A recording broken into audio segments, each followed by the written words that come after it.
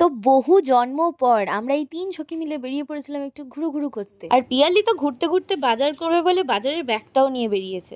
তো আমরা কোথায় যাবো কিছু ঠিকই করিনি, তাই সামনেই স্টাইল বাজার দেখলাম তো ওর মধ্যেই ঢুকে পড়লাম। মেয়ে আমাদের বড়ই সংস্কারী, দরজা যতই নিজে থেকে বন্ধ হোক না কেন ও ঠিক ঠেলে ঠেলে জোর করে বন্ধ করে ছাড়বে। বিনা পয়সায় ঘুরতে এসেছি তো কি হয়েছে, ব্যাপারটা কাউকে বুঝতে দিলে চলবে না। তাই মলে যা ছিল সব একবার না একবার করে আমরা ঠিক ট্রাই করে দেখেছি।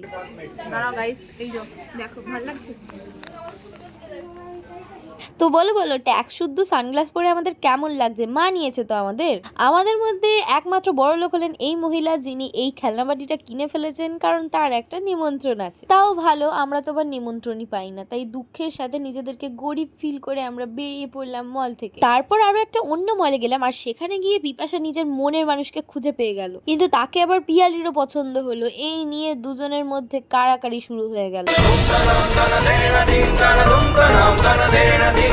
তারপর আমাদের একটু ফুচকা খাওয়ার ইচ্ছা হলো, তাই চলে গেলাম ফুচকা খেতে। তবে যাই বলো তাই বলো, 10 টাকায় ওই 3টে ফুচকাতে মন তো একদমই ভরে না। বড় বড় ফুচকা। এই নাও গাইস, তোমরাও খাও। তো আমাদের ছোট্ট রিইউনিয়ন এইটুকুনি ছিল। দেখা হবে আবার পরে ভিডিওতে। Bye bye.